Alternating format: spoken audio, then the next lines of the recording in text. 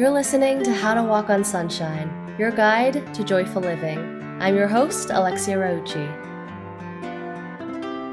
Hey everyone, welcome back to the podcast. I hope you're having a lovely day. Today's episode is a special one. It's called College Mess to Mindfulness, Part 1, Navigating Hookup Culture, Social Anxiety, and Self-Worth. Now, this series will be divided into 3 parts. The best way to describe it is that it's a tale of heartbreak, tenderness, self-love, and the emergence into a new way of living. This series is very exciting for me because it outlines my mindfulness journey and gives you an inside look on how I cultivated the routines and mindset practices that have helped elevate me to the intentional lifestyle that I'm living now. And this episode specifically focuses on the experience that pushed me to discover mindfulness and start on the path of healing.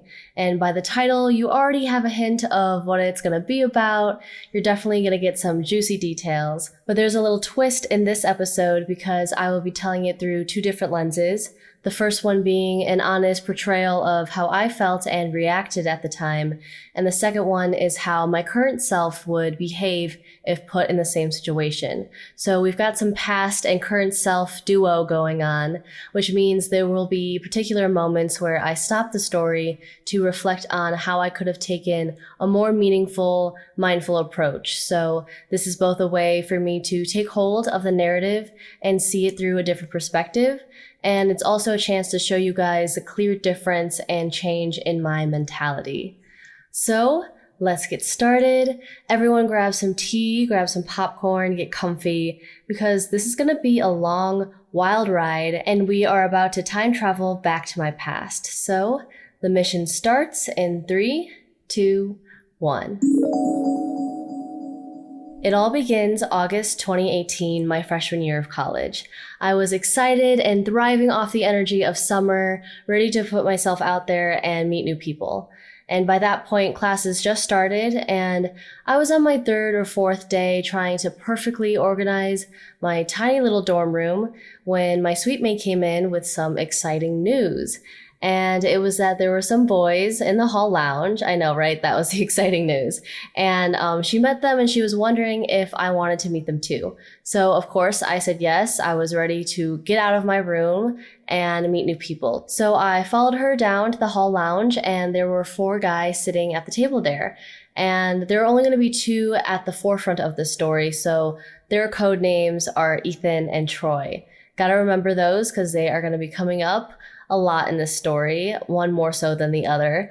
And then we all introduced ourselves, and I sat down at the table next to them to do my homework. And then randomly at one point, the 4 of them just started singing like a word or a phrase in unison. And I got really excited because I love singing and music, and I thought it could be something we could all connect on. So we got on the topic of music, and I was really excited because I learned that Ethan and Troy are really involved in it, and they both sing and play piano, and Troy can also play the ukulele. So we ended up having a mini jam sesh where Ethan and I would sing, and then Troy would play the uke and harmonize with us. And we did that for a solid hour, I think, and then we parted ways to just, take a break, and then we planned to meet up again at around 9 p.m. So 9 o'clock rolls around and we play a card game for hours. It got super heated and everyone was yelling. At one point, it's called Egyptian Rat Screw. If any of you know the game, it can get really intense and just really fun. So I definitely recommend playing that with people that you've just met. Eventually, everyone got really tired just because of all of the yelling, and I really wanted to play pool downstairs. I still had a lot of energy left. So Ethan said that he would be down to play with me.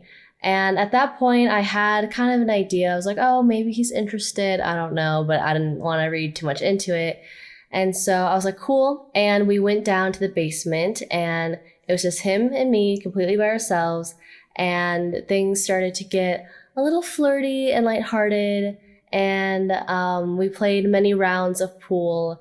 I really don't know who won. I think it could have been me, but it might have also ended up being a tie. And then after we were done playing with pool, we decided to take a break and talk in one of the conference rooms downstairs. So at this point, all of the lights were off and it's getting super late. I'm pretty sure it was probably around 1 a.m. when we decided to talk in the conference room. And then we just decided to listen to music and just vibe, get to know each other. And at one point, we got really silent and just letting the music kind of speak for us and letting it fill the space. And then one thing led to another, and we kissed. So at this point, it was pretty late. I think it was about 4 a.m. And then eventually we were both exhausted since, it was 4 a.m. And then we went back up to our floor and parted ways. And the funny thing is we actually only lived 3 doors down from each other. So living in close quarters definitely played a part in this story. So moving on to the next day, I was of course thrilled and excited to see Ethan again, and I told my suite mate about it, and she said that her and Troy actually connected, so we had this double date thing going on, and the 4 of us decided that day to have lunch together in the dining hall. So that was really nice, and after that, the 4 of us hung out again, but then one day, I think I was just in the lounge doing homework, and I was on Snapchat, and I saw on Ethan's Snapchat story, there was a photo of these 2 girls and he captioned it something like sorority girls or like just something like that. And I got so mad and upset. And I basically tried to avoid him the next couple of days because I was just so embarrassed. And he didn't try to reach out either. So it kind of felt like things were done very quickly. But I still liked him and I was a little confused, and I didn't really know where to go from there because I would see him often since we lived on the same floor. And now looking back on it, I would have acted completely different. First of all, I wouldn't have let my initial reaction to the Snapchat story go on as long as it did. I would have instead just let it simmer down and look at the situation objectively. It's just 2 girls on a Snapchat story, and I don't know any of the context behind it, so there really was no reason for me to jump to conclusions. And then after just looking at it objectively, I would have just moved on unaffected and I would have asked Ethan about it if it was bothering me the next time I saw him. But of course, that is not what happened. I did not take that more mindful approach to the situation. So let's move forward to find out what happened next. So I ended up talking to Troy, Ethan's best friend, about how I was feeling about the situation and kind of why I was ghosting Ethan a little bit. And Troy said that Ethan thought I was over him, which is why he hasn't reached out, and thought that I was moving on. But I had a chance for redemption because one of the 4 guys from earlier was hosting a kickback at their house, and we would all go together. So that was a chance for me to actually talk to Ethan. So it was me, my suite mate, Ethan, Troy, and a bunch of other people at this little kickback. And that is when I told Ethan that I wanted to talk to him. So we parted away from the crowd and we went back to his car. And I basically said, look, I like you. I want to see where things go. And he said the same thing, and that we would just go slowly, see where we end up, and all of that. So the air was pretty clear at that point, and then we just went back to the party, and then we hung out more when we were back at the dorms. At that point, I felt okay, but what followed that night was me all of a sudden becoming really insecure, anxious, and unsure about Ethan. And this is because I've never had a casual, intimate relationship with anyone at that point. It was either I was serious about somebody and I was all in, or not at all. And I didn't understand or know the casual college hookup realm or the talking stage. And it was just all very new territory for me. And I definitely should have prepared myself for it. And to both my past self and anyone listening who is in college or about to enter in their freshman year, definitely set your personal boundaries for what and who you are willing to spend your energy on. Determine if you're comfortable with casual dating and seeing more than one person at a time, if you're willing to explore something with just one person and letting that grow organically and not rushing into things, or if you want an exclusive relationship and you're searching for someone who wants something more serious as well. Of course, all relationships progress differently and there's no right or wrong way of entering one. All that matters is that you figure out what you're comfortable with. And once you figure out what kind of dating scene works best for you, always, always, always communicate with your partners just upfront with what you're looking for. And if what they want doesn't match with what you want and willing to spend your energy on, don't settle for it for the sake of having an intimate partner and being with someone. Focus on the people who want the same thing and have the same values as you. Good chemistry does not always mean a good match for a sustaining romantic relationship. For instance, Ethan and I had really good chemistry, but I realized there were some fundamental differences that made it difficult to have any sort of really serious relationship with him. And I'll get into that a little bit later. So back to the story, we are at the same point, and this is when I just entered a casual thing with Ethan. But what we failed to talk about is that if we're both okay with talking to other people in a more than platonic way, or if we're going to explore something exclusively with each other to see if we are compatible. And that is part of the reason why I was so anxious being around him, because we didn't establish our boundaries. Therefore, I didn't know how to act. I didn't know how often to contact him, how affectionate I could be, all of those things that anyone would kind of be unsure about when first entering in any kind of romantic relationship, even if it's casual. But it's important for me to mention that I was insecure at the time and dealing with my own personal issues. And I was also socially anxious. So that definitely contributed to the situation. And all of that combined with the lack of boundaries led me to making a rather rash decision of wanting to end things with him. And it was one night where, with the help of friends telling him I wanted to talk to him, that I got the courage to open up. And I remember we went down to the hallway and we sat down on the ground, and I started off by saying, look, I really wish I didn't have to say this, but I think we should end things because I know you want something casual and I don't want to get hurt in the end. And I said a bunch of other stuff. I can't remember because I was probably nervous rambling at that point, but after I was done talking, he said his piece that he understood and that it's freshman year, so he wasn't looking for anything serious like I thought. And then we went back to his room, we played video games with all of his friends, and that was that. But I still really liked him, and it was really hard not being able to hang out with him in the same way. And as I retell this part of the story, I realize it was good of me to be vulnerable about the fact that I don't want to get hurt. But if I were back in that moment, this is what I would say to him. Look, I really like you and I want to have open communication. Personally, I'm only talking to you and I'm not interested in talking to other people like that. I want to know if you're on the same page and if we can agree to explore something between just us. Obviously not rushing into anything, but talking to each other exclusively. And if you still want to talk to other people intimately like we are, I understand, but I think we should end things if that's the case and just remain friends. So I think that is a good example of me establishing boundaries and saying clearly what I want instead of jumping the gun and terminating the relationship entirely.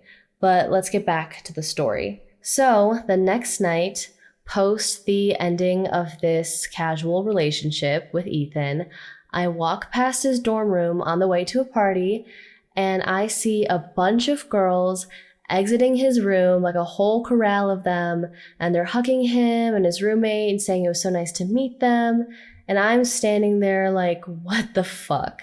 And I got so hurt and upset immediately because it seemed really clear that it took him no time at all to move on, and it felt like what we had going on wasn't important at all and that I wasn't even special to him in any way. And I also felt embarrassed for being upset, and it was just a whole combination of emotions at once. And yeah, even though I did end things with him, I definitely just still had all these feelings coming up because I still genuinely liked him. And that moment was really hard to deal with for me. And with moments like that, at first it seems like there's no good way to handle it, but in reality, I did have two choices: to either stew in my emotions all night and be miserable, or to address what I was feeling and then redirect my energy to having fun at the party. Remember that there is always a better way to handle your reaction to things. So moving forward, I was pretty unhappy that entire night because, yeah, I chose to stew in my sad feelings. And it just progressed from there. The social anxiety I felt before I ended things multiplied tenfold, because now it felt like my place in the friend group with him was disrupted and uprooted to something different, and I didn't know how to handle it. And every time I would hang out with him and his friends, I felt like I was unwanted and not fun enough to be around. And that was just my own personal thing to deal with, but it was also a sign that they weren't my people and that I needed friends who had the same values and interests as me. And although, yes, I've had plenty of fun with this group of people and they're wonderful guys, I realized that in the end, we are just on different wavelengths, and I can only tolerate a certain amount of time with them, which is certainly okay, and I just wish I knew that then. So I definitely want to make an episode about friendships and setting social boundaries for yourself so you can find the type of people that you feel supported, energized, and loved by. But let's get back to the main plot. So after months of emotional turmoil that I stirred up within myself, I decided to write out my feelings in poetry. And writing has always been and continues to be a creative outlet for myself. And I am a creative writing major as well, so that definitely has something to do with it. But I found that it was really helpful during this time to journal and reflect so I could be more aware of my thought patterns and behavior. And the reason why this was so helpful for me is because I felt really lonely at the time, and being able to write my feelings and put it into a piece of work or a journal entry made me feel seen. It made me feel seen by me and the universe, and that's when I started being more in tune with myself. And at this time, I also got into songwriting, which has further progressed into a greater skill and passion. And then a month later, I started strength training. And I never worked out before then, ever. So that was amazing for my overall health. And if you want to hear about my fitness and health journey, DM me or comment down below if you're watching the video version of this episode. But anyway, moving forward, at this time, I also got on Tinder. I definitely did that to fill a void, not gonna lie. But it was a good learning opportunity because I could just see the kinds of people that I did and didn't connect with. But going back to what I said about socializing and energy, I think it would have been best to focus on myself more during that time. So eventually it was winter break, and I spent that time working and singing sad love songs in my room 24/7. Shout out to Out of Love by Alexia. What a good sad love song to listen to. And it was just good to get away from my university and Ethan and the drama and just be in my own space. And that's when I actually started my blog and the whole name that I go under. It's at vietalygirl. And although I abandoned the blog a few months after I created it, it's obvious now that I came back to it and am dedicating more time to my brand than ever before. And a really transformative moment after this was actually on the plane ride back to my school for second semester. I was reading a book my sister gifted to me. It's called Women Who Love Too Much by Robin Norwood. And after just reading a few sentences, I instantly started crying on the plane. And it's because what I read resonated so deeply with what I was experiencing. And what I was experiencing was an obsession with someone who was emotionally unavailable to me. And I revolved my life around him. I would think about him constantly and think of every which way in which I could get closer to him and make him see my worth and want to pursue something with me. And all of that attachment, I learned, stemmed from my tumultuous family dynamic and childhood trauma. And I'm not going to go too much into my personal family life, but all of it did leave me to subconsciously seek partners that resemble the same emotional uncertainty that I grew up with. So that was a huge eye-opening moment for me, and that book really kickstarted my self-awareness. And if you think you would benefit from reading this book, and you definitely do not have to be a woman to relate to it, it's called Women Who Love Too Much by Robin Norwood, and I'll put a link to it in the show notes. So after reading that, I entered second semester with a newfound sense of self and determination to put myself first. I was writing more and admittingly still on Tinder, but I stopped going on it eventually. And around January or February is when I found someone on Instagram who goes by the handle @SciSwoon, and I absolutely love her, and I'm still a big follower of hers today. Her name is Gabby, and I first came across one of her self-awareness memes on the Explore page, and then I looked into her page even more and discovered all these musings on the self and art and energy, and it was overall just exactly the kind of content that I needed at the time. And I also started following therapy accounts that helped me focus on grounding as well. And I want to lightly touch on the topic that I never went to a therapist or a psychologist, although I did consider it at the time. But there are logistical things like insurance and financial reasons that make therapy not accessible to everyone. And I found that I ended up being able to do the inner work on my own. I am, of course, not perfect, and I'm open to seeking professional help if I need it. But ultimately, I enjoy being my own source of clarity and comfort, and it's what has worked best for me. I made sure that I surrounded myself with the resources I needed to grow, but everyone's situation is different, and I encourage you to listen to yourself and be honest about whether or not therapy is something that you need. So with that aside, let's get back to the story.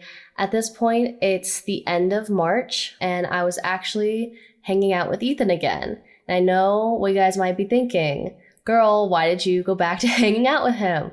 But it happened naturally, and it felt very casual and stress-free when we were together. And it honestly felt like we were reconnecting. So that was great. And the moments that were not so great was when I would read into things again and start overanalyzing. But I did get a better hold on my feelings than before. And I was focusing on myself more, but definitely the anxiety and also the infatuation was still playing a part in my life. Then came the end of May, all of a sudden, and I was all moved out of the dorm. It felt like everything second semester just went by so fast. And once I was moved out of the dorm, I came back a couple of days later because I guess I couldn't get enough of the place, and I ended up hanging out with Ethan and his friends. And we all actually ended up eating dinner together with his family, with Ethan's family, which was a little crazy for me, meeting his family, but I had a really nice time, and I definitely got along with everyone really well. And then after dinner, Ethan asked me if I wanted to sleep over. So we know what that means, and after that night, I thought that it was the rekindling of something. I don't know what, but I was hopeful that we could start over and try something between us again. But eventually I got the impression he did not feel the same way and that we would never move past the casual hookup stage. So there I was again, completely crushed and devastated. I let my feelings for him get stronger, and then I was suddenly at this place where there was no space for those feelings anymore. So that day definitely felt like a huge, huge step back. But in hindsight, it truly was the beginning of a completely different life. And I remember it was so early when I left his dorm room, and the sun was just taking up my entire car and my windshield as I drove home. I was just shrouded in this golden light. And there were points where I was just blissfully happy and ready to move on. And then I would start crying the next moment. And this is because I was acknowledging and mourning the end of something and someone that I held on to for so long, while also knowing that it was what was best for me. It was definitely the definition of bittersweet, and it was also very representative of what getting over someone is like. Healing is not linear, and some days are better than others, but if you were to zoom out and look at where you were and where you are now, you'll realize that those little setbacks, the moments that you dwell in the past and lose yourself, those moments gradually become less and less powerful, and they have less of a hold on you. And soon enough, they are replaced by moments that are much brighter. So there I was, driving with the sun and tears in my eyes, unknowingly heading in the direction of a new life. And that is where I am ending this episode. I hope you enjoyed the first part of the story. The cliffhanger was very necessary because I've divided this series in a way that makes the most sense and honors different parts of my journey. And in the next 2 episodes, you will find out the unfolding of events that led to a life-changing trip, a newfound sense of self-love, and a multitude of amazing people that have entered my life. So make sure to follow How to Walk on Sunshine to stay updated on the story. And you can stay personally connected to me through my socials. My Instagram, blog, and YouTube are all under @vietalygirl. And I made an account for the podcast, actually. It's called Sunshine Podcast on Instagram. And the links will be in the show notes down below. And before I end this, I want to make a note of the fact that even though I looked at the story through my current lens and talked about how I could have acted differently, I would not go back and change anything. And it is because of all the drama that I experienced that I was able to emerge into the person that I am today and discover the people and the opportunities and creative outlets that now saturate my life and have made it better.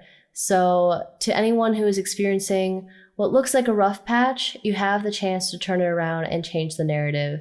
And I think it's really interesting, me retelling the story actually didn't incite any feelings of longing or regret at all. I was just able to look at this entire story as something that happened to me, and I was able to be in that observer mode and just look at it as just a series of events unfolding. So I think that is also amazing progress as well.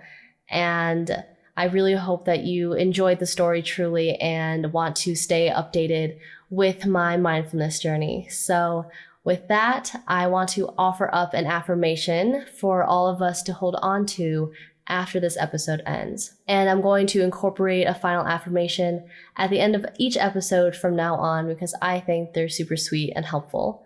So feel free to repeat after me. I am loved, I am worthy, and I always have myself to come back to. And with that, I hope you have a lovely, lovely day. With much love and gratitude, this is Alexia signing off. Bye.